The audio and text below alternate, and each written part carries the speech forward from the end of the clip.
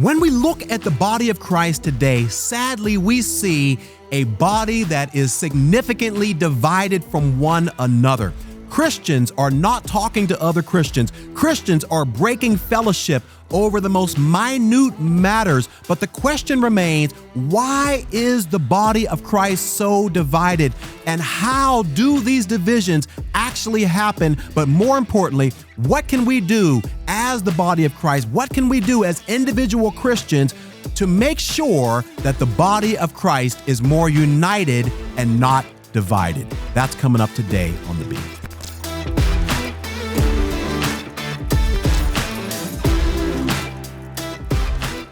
Hey, my friend, welcome back to another video inside of this series that we're doing called The Church Gone Wild, a modern day look at the wildest church ever. This is the second video in this series. If you missed the first one after you watch this video, or you may want to pause this video and go check out the introduction to the book of 1 Corinthians so that you can really get a running start, then the link is in the description to the entire playlist of this particular video. So today we are talking about a very, very practical and relevant topic, which is the fact that the church, the body of Christ, Christians are so divided from one another. What can we do about it? How does it happen? Well, check this out, y'all. This isn't anything new because the church of Corinth was also experiencing divisions in their body as well. As a matter of fact, Solomon said this: history merely repeats itself. It has all been done before. Nothing under the sun is truly new. So whatever we're seeing today in the church, with Christians not talking to other Christians and being divided and all that stuff, Solomon says this was happening before, and we're going to see that today. Now, what exactly is division? Well, I'm defining division in this way.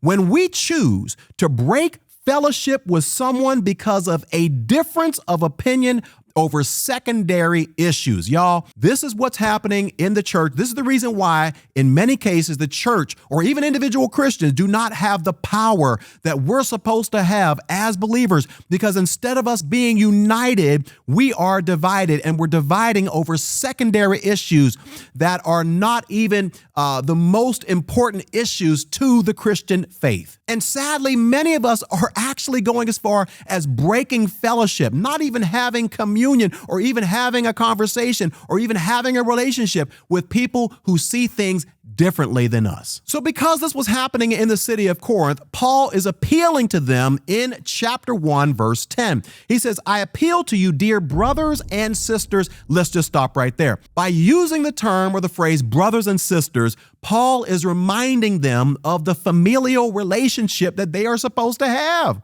He's saying, look, you guys are fighting and you are separating and you're breaking fellowship with each other, but you're supposed to be brothers and sisters in the faith. And so he says, you're a family. This is not what should be happening. Now he goes on to say, I appeal to you, dear brothers and sisters, by the authority of our Lord Jesus Christ. He says, hey, I'm your pastor. I'm your papa. I'm your spiritual father, right? I'm using and exercising my authority. And I'm urging you to what? To live in harmony with each other.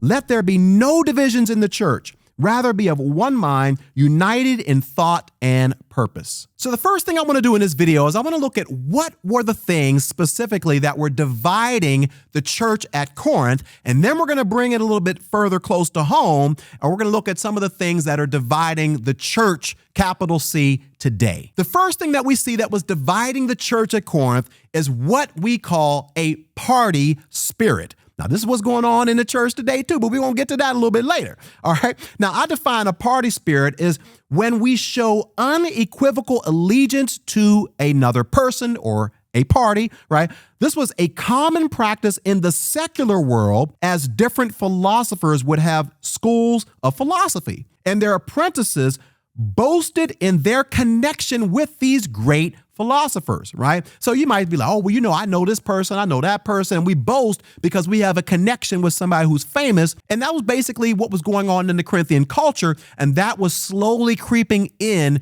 to the church. Notice what Paul says here in chapter 1, verse 11, for some members of Chloe's household, and we talked about that in the first video, right? Some people from Chloe's household snitched on some of the other people that were in the church and reported back to Paul the drama that was going on in the church. Told me about your quarrels. My dear brothers and sisters, some of you are saying, I'm a follower of Paul. Others are saying, I follow Apollos, or I follow Peter, or, oh, I'm real spiritual. I only follow Jesus Christ. And this is what was going on, and this was creating these cliques or these divisions in the church. So let's break these four groups down. You got the Paul group. And these are people like, you know what? Yeah, we got saved under Paul's ministry, man. We're the real deal. Because, Paul was the founder of the church. Paul was the pastor. And, we got that close, tight relationship with Paul. And so, you know what? Yeah, we follow Paul, right? But then there was other people who follow Apollos, and he was like a real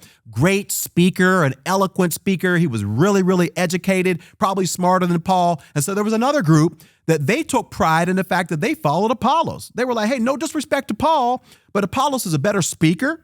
He's more educated. And he has a better personality. So you know what? We love Paul, but we follow Apollos. And then there was another group, and they were like, you know what? No, we follow Peter. And it doesn't really get any better than that because Peter actually walked with Jesus himself. Paul and Apollos, they're cool, but they didn't really walk with Jesus. He was the leader of the original church. We have a direct relationship with Peter. Maybe we even got saved under his ministry. And then there's this fourth group, and they're the kind of spiritual group. They're like, you follow Paul. Oh, you follow Apollos. Oh, you follow Peter. Oh, okay, well, we're going to tell you who we follow. We don't follow any of them mere mortals. We follow Jesus himself, right? We all got you beat. We follow Jesus because Jesus baptized us directly. Y'all over here following mere men, and we follow the master himself, right? So you had all these different groups that were competing with one another, and they were dividing with one another, and they were quarreling with one another. Now, I want to ask you a question here. Be honest, and you can even put your answer in the comment section, but I'm going to put some pictures of some prominent people on the screen, and I want you to think, what is the immediate thought that comes to your mind whenever you see these people? And if someone said, I follow these people, would you have an immediate opinion or response or bias towards this particular person when they say they follow Stephen Furtick? So what goes through your mind whenever somebody says, well, you know what? Yeah, I go to Stephen Furtick's church. Do you immediately erect a barrier towards this particular person? Or let's just say somebody says they follow Joyce Meyer. Oh, wow. They listen to Joyce Meyer. What would go through your mind if you were talking to somebody, you met somebody out and about, and they were like, yeah, I follow Joyce Meyer. What about the Bishop T.D. Jakes, right? You met somebody like, yeah, I go to the Potter's House in Dallas, Texas, and I follow and I listen to Bishop T.D. Jakes. Or maybe R.C. Sproul, God bless his soul, the late R.C. Sproul, who was a Calvinist, right, and a Reformed.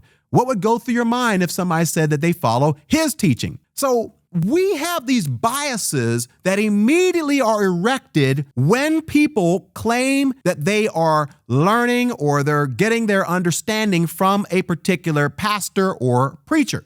But I want you to notice how Paul responded to this. The first thing that we see is that he's like, hey, has Christ been divided into divisions, into fractions? Was I, Paul, crucified for you? So I want you to notice Paul's humility. He's like, look, last I checked, I didn't die for you, right? Like I wasn't put on the cross for you, and neither was Peter, neither was Apollos, neither was Bishop Jakes, neither was Stephen Furtick, neither was Joyce Meyer, neither was John MacArthur, neither was any of these people. So why are we following after these people? Why are we showing this allegiance? Why do we take pride in our connection with these people when none of these people were crucified for us? Paul says, of course not. Now, the second thing that we see that Paul's humility was on display was that he did not take this as an opportunity to try to shun these other people or try to one-up them and say, you shouldn't be following them, but you really need to be following me. No, he says in chapter 16, now about our brother Apollos, he actually affirms Apollos' ministry.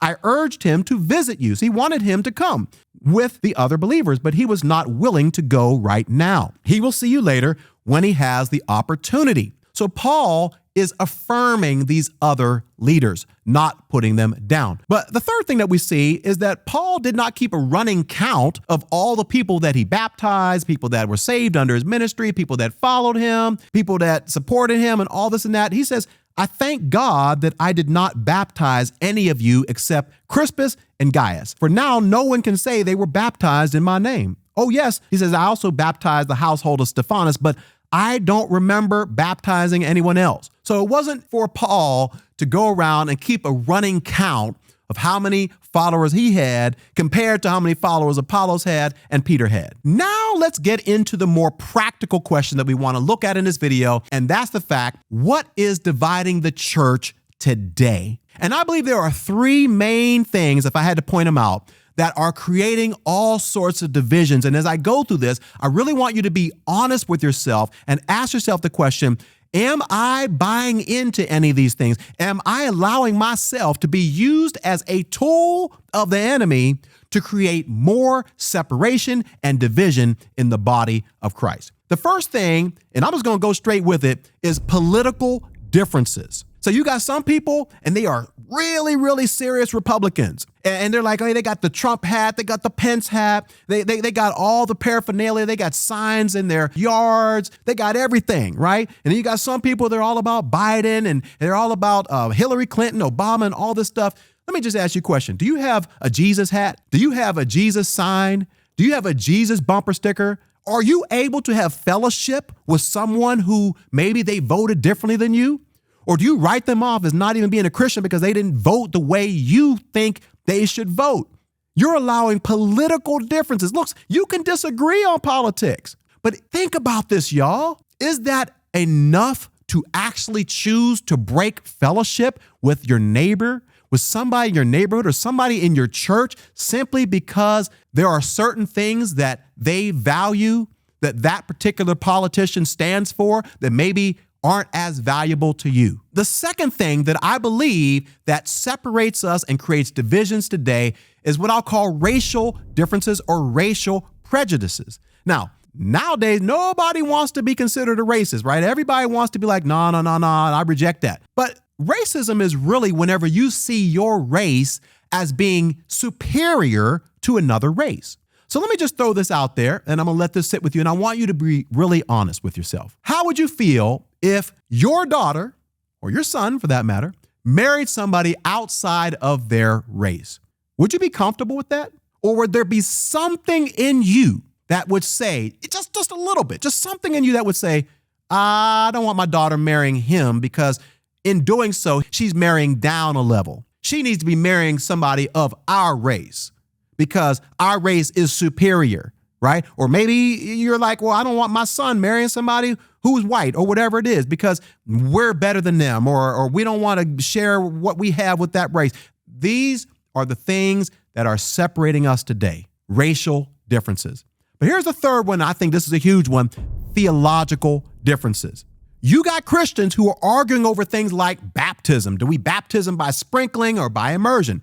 But then you got Christians who are arguing over the baptism of the Spirit, right? Do we get the baptism of the Spirit after salvation, or does it happen before, at the moment of salvation, and things like that? And you got people who are arguing over tongues. Does every Christian speak in tongues? Do you have to have the gift of tongues? Does tongues give you more power, right? Or I speak in tongues and you need to speak in tongues, right? And we have people that are fighting and arguing and quarreling over all of these different things. Or maybe you are arguing with somebody over women pastors. You know, you believe that women shouldn't be pastors, when I personally don't believe that women should be senior pastors. That's my position. But I'm not going to break fellowship with another believer who maybe they attend a church and their pastor is a woman, right? Or maybe you are free will versus predestination, and you believe that you cannot lose your salvation. That's what I believe. But then you have somebody else who believes that, you know what, you can lose your salvation. And you have these things going back and forth. Or maybe you have a different perspective on the gifts of the Spirit. Maybe you believe that they have ceased. Maybe you believe that they haven't ceased. My point is this, is that we spend more time arguing over all these things, and we don't even realize that we are being used as a tool of the devil to create further separation and division within the body of Christ. And it needs to stop. So my friend, Jesus prayed in John 17 that we as a body would become one. And this was also Paul's desire as well. So I want to encourage you to seek unity. I'm not saying that you can't argue or disagree strongly, specifically over theological things and things like that. But don't let these things cause you to break fellowship with another person who claims to be a believer.